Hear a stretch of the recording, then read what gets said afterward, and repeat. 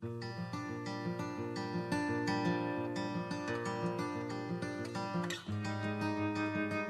is May the 13th.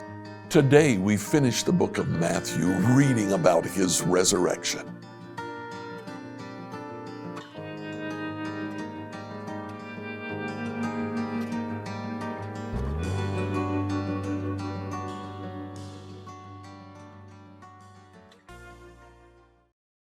In our scripture reading today, we finish up the book of Matthew. Now in chapter 26, we see the plot to kill Jesus.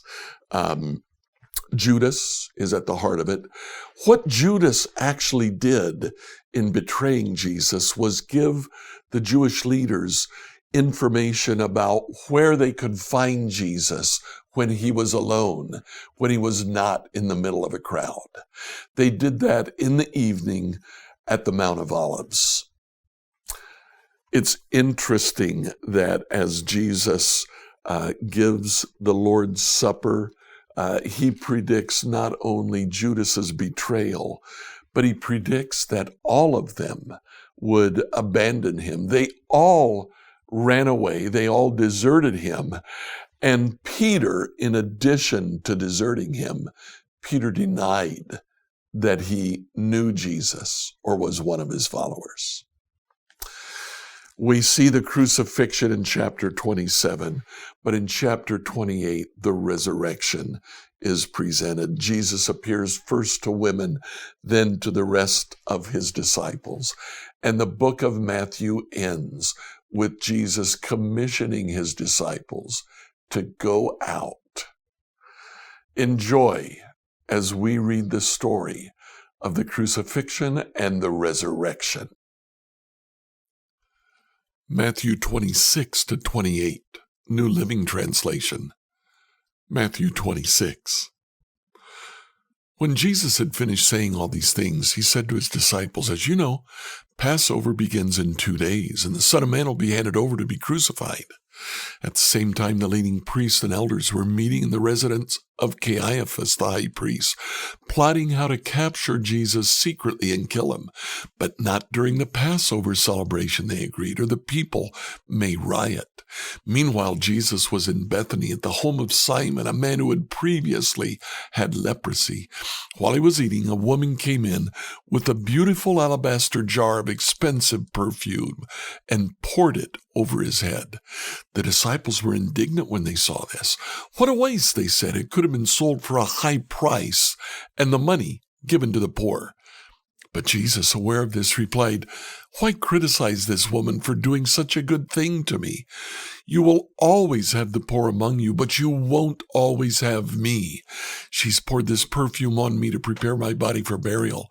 I tell you the truth, wherever the good news is preached throughout the world, this woman's deed will be remembered and discussed." Then Judas Iscariot, one of Jesus' 12 disciples, went to the leading priests and asked, "How much will you pay me to betray Jesus to you?" And they gave him 30 pieces of silver. From that time on, Judas began looking for an opportunity to betray Jesus. On the first day of the festival of unleavened bread, the disciples came to Jesus and asked, "Where do you want us to prepare the Passover meal for you?" "As you go into the city," he told them, "you'll see a certain man. Tell him, the teacher says, my time has come. I'll eat the Passover meal with my disciples at your house." So the disciples did as Jesus told them and prepared the Passover meal there. When it was evening, Jesus sat down at the table with the 12. While they were eating, he said, "I tell you the truth, one of you will betray me." Greatly distressed, each one asked in turn, "Am I the one, Lord?" He replied, "One of you who has just eaten from this bowl with me will betray me. For the Son of Man must die, as the Scriptures declared long ago. How terrible it'll be for the one who betrays him. It'd be far better for that man if he had never been born." Judas, the one who would betray him, also asked, "Rabbi, am I the one?" Jesus told him, "You've said it." As they were eating, Jesus took some bread and blessed it. Then he broke it in pieces and gave it to the disciples, saying, "Take this and eat it, for this is my body." And he took a cup of wine and gave thanks for it. He gave it to them and said, Each of you drink from it, for this is my blood, which confirms the covenant between God and his people. It's poured out as a sacrifice to forgive the sins of many. Mark my words, I will not drink wine again until the day I drink it new with you in my Father's kingdom." Then they sang a hymn and went out to the Mount of Olives. On the way, Jesus told them, "Tonight, all of you will desert me, for the scriptures say, God will strike the shepherd, and the sheep of the flock will be scattered. But after I've been raised from the dead, I'll go ahead of you into Galilee and meet you there." Peter declared, "Even if everyone else deserts you, I will never desert you." Jesus replied, "I tell you the truth, Peter, this very night, before the rooster crows, you will deny 3 times that you even know me." "No," Peter insisted. "Even if I have to die with you, I'll never deny you." And all the other disciples vowed the same. Then Jesus went with them to the olive grove called Gethsemane. And he said, "Sit here while I go over there to pray." He took Peter and Zebedee's 2 sons, James and John, and he became anguished and distressed. He told them, "My soul is crushed with grief to the point of death. Stay here and keep watch with me." He went on a little farther and bowed with his face to the ground, praying, "My Father, if it's possible, let this cup of suffering be taken away from me. Yet I want your will to be done, not mine." He returned to the disciples and he found them asleep. He said to Peter, "Couldn't you watch with me even 1 hour? Keep watch and pray so that you'll not give in to temptation. For the spirit is willing, but the body is weak." Jesus left them a second time and prayed, "My Father, if this cup cannot be taken away unless I drink it, your will be done." When he returned to them again, he found them sleeping, for they couldn't keep their eyes open. So he went to pray a third time, saying the same things again. And he came to the disciples and said, "Go ahead and sleep. Have your rest. But look, the time has come. The Son of Man is betrayed into the hand of sinners. Up, let's be going. Look, my betrayer is here." Even as Jesus said this, Judas, one of the 12 disciples, arrived with a crowd of men armed with swords and clubs. They had been sent by the leading priests and elders of the people. The traitor Judas had given them a prearranged signal. "You'll know which one to arrest when I greet him with a kiss." So Judas came straight to Jesus. "Greetings, Rabbi," he exclaimed, and gave him the kiss. Jesus said, "My friend, go ahead and do what you've come for." Then the others grabbed Jesus and arrested him. But one of the men with Jesus pulled out his sword and struck the high priest's slave, slashing off his ear. "Put away your sword," Jesus told him. "Those who use the sword will die by the sword. Don't you realize that I could ask my Father for thousands of angels to protect us, and he would send them instantly? But if I did, how would the scriptures be fulfilled that describe what must happen now?" Then Jesus said to the crowd, "Am I some dangerous revolutionary that you come with swords and clubs to arrest me? Why didn't you arrest me in the temple? I was there teaching every day. But this is all happening to fulfill the words of the prophets as recorded in the scriptures." At that point, all the disciples deserted him and fled. Then the people who had arrested Jesus led him to the home of Caiaphas, the high priest, where the teachers of religious law and the elders had gathered. Meanwhile, Peter followed him at a distance and came to the high priest's courtyard. He went in and sat with the guards and waited to see how it would all end. Inside, the leading priest and the entire high council were trying to find witnesses who would lie about Jesus so they could put him to death. But even though they found many who agreed to give false witness, they couldn't use anyone's testimony. Finally, 2 men came forward who declared, "This man said, I'm able to destroy the temple of God and rebuild it in 3 days." Then the high priest stood up and said to Jesus, "Well, aren't you going to answer these charges? What do you have to say for yourself?" But Jesus remained silent. Then the high priest said to him, "I demand in the name of the living God, tell us if you're the Messiah, the Son of God." Jesus replied, "You've said it." In the future, you'll see the Son of Man seated in the place of power at God's right hand and coming on the clouds of heaven. Then the high priest tore his clothing and to show his horror and said, "Blasphemy! Why do we need other witnesses? You've all heard his blasphemy. What's your verdict?" "Guilty," they shouted. "He deserves to die." Then they began to spit in Jesus' face and beat him with their fists. Some slapped him, jeering, "Prophesy to us, you Messiah. Who hit you that time?" Meanwhile, Peter was sitting outside in the courtyard. A servant girl came over and said to him, "You are one of those with Jesus the Galilean." But Peter denied it in front of everyone. "I don't know what you're talking about," he said. Later, out by the gate, another servant girl noticed him and said to those standing around, "This man was with Jesus of Nazareth." Peter again denied it, this time with an oath.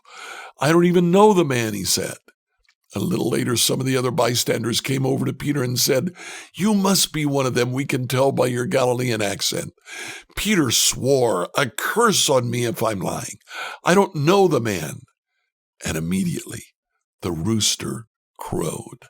Suddenly Jesus' word flashed through Peter's mind.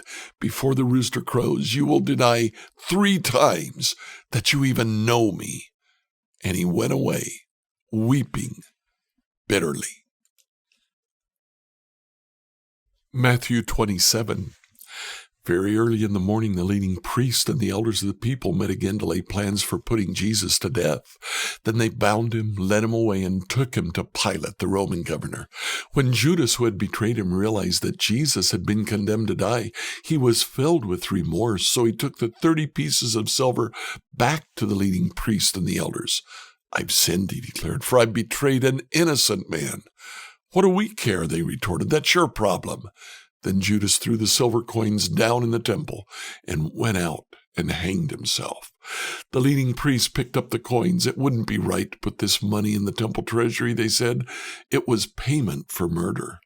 After some discussion, they finally decided to buy the potter's field, and they made it into a cemetery for foreigners. That's why the field is still called the Field of Blood. This fulfilled the prophecy of Jeremiah that says, "They took the 30 pieces of silver, a price at which he was valued by the people of Israel, and purchased the potter's field as the Lord directed." Now Jesus was standing before Pilate, the Roman governor. "Are you the king of the Jews?" the governor asked him. Jesus replied, "You've said it." But when the leading priest and the elders made their accusations against him, Jesus remained silent. "Don't you hear all these charges they're bringing against you?" Pilate demanded. But Jesus made no response to any of the charges, much to the governor's surprise. Now it was the governor's custom each year during the Passover celebration to release one prisoner to the crowd, anyone they wanted. This year there was a notorious prisoner, a man named Barabbas.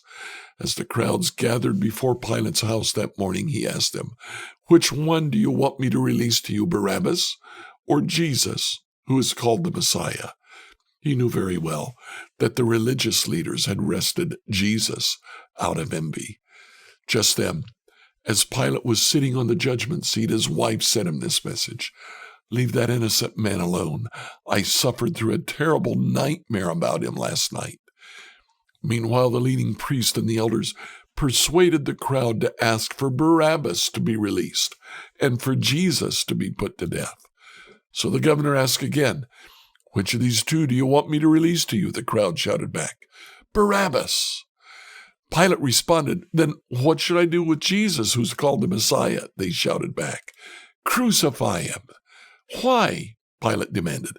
"What crime has he committed?" But the mob roared even louder, "Crucify him." Pilate saw that he wasn't getting anywhere and that a riot was developing.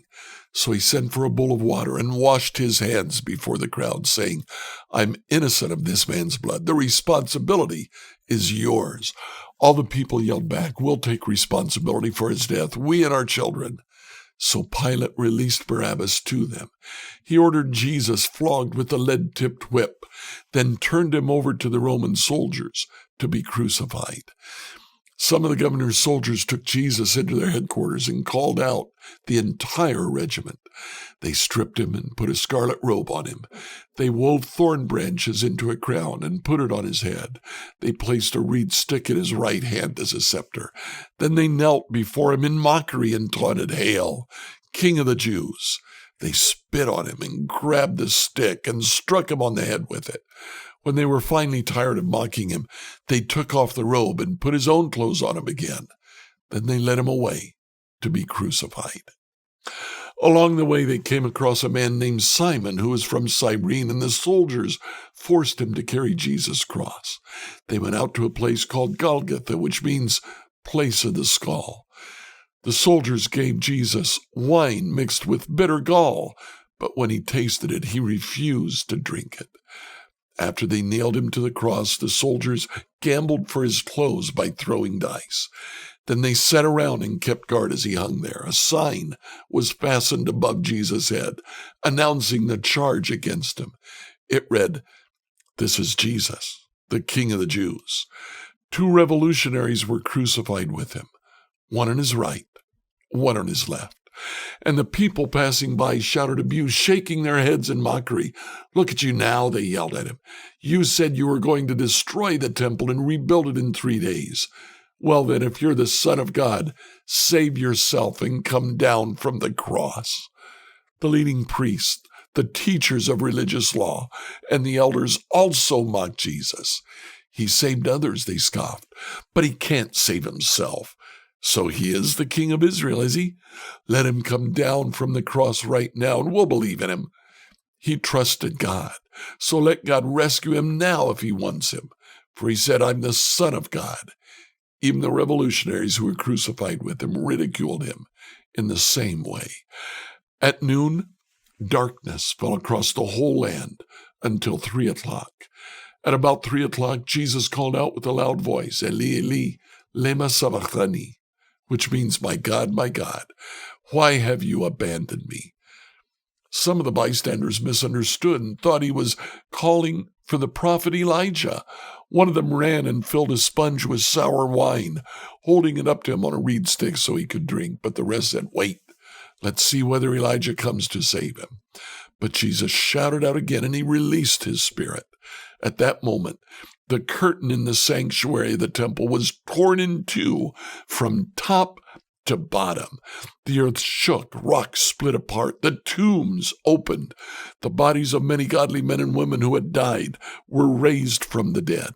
They left the cemetery after Jesus' resurrection, went into the holy city of Jerusalem, and appeared to many people. The Roman officers and the other soldiers at the crucifixion were terrified by the earthquake and all that happened. They said, "This man was truly the Son of God." Many women who had come from Galilee with Jesus to care for him were watching from a distance. Among them were Mary Magdalene, Mary, the mother of James and Joseph, and the mother of James and John, the sons of Zebedee. At evening approached, Joseph, a rich man from Arimathea, who had become a follower of Jesus, went to Pilate and asked for Jesus' body. Pilate issued an order to release it to him. Joseph took the body and wrapped it in a long sheet of clean linen cloth. He placed it in his own new tomb, which had been carved out of the rock. Then he rolled a great stone across the entrance and left. Both Mary Magdalene and the other Mary were sitting across from the tomb and watching.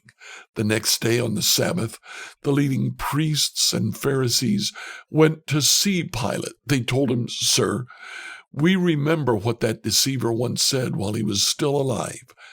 'After 3 days, I will rise from the dead.' So we request that you seal the tomb until the 3rd day.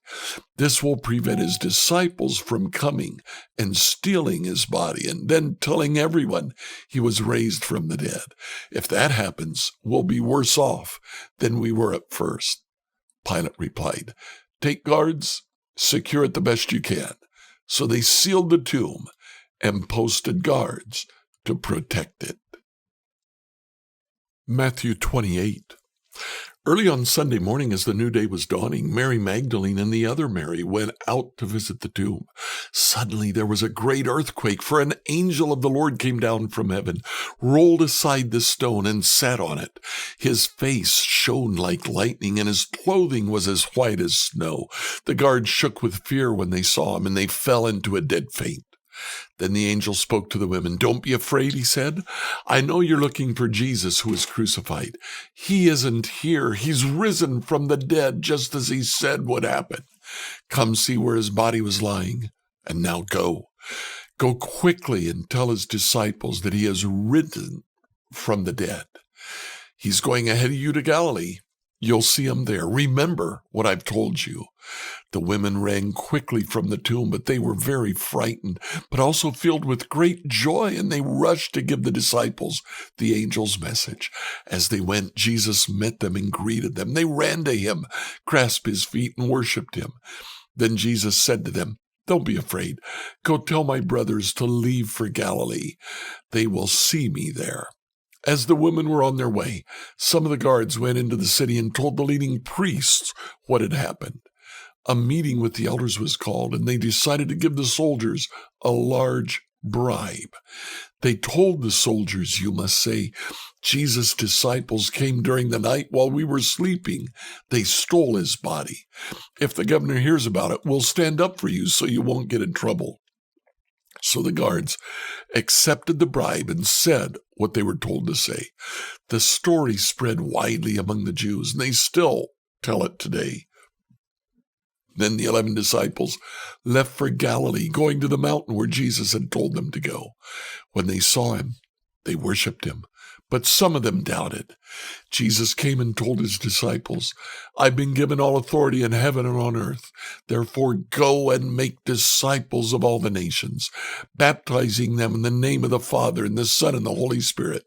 Teach these new disciples to obey all the commands I've given you. And be sure of this, I'm with you always, even to the end of the age." Like, follow, and subscribe to this devotional on whatever platform you use to listen to it. Email your questions to us at questions@becomehope.com. Tomorrow, we'll look at Psalm 58 to 60. Enjoy tomorrow in the church of your choice. If you live in the Greenwood area and are looking for a church, check us out at becomehope.com. We'd love to see you at church tomorrow.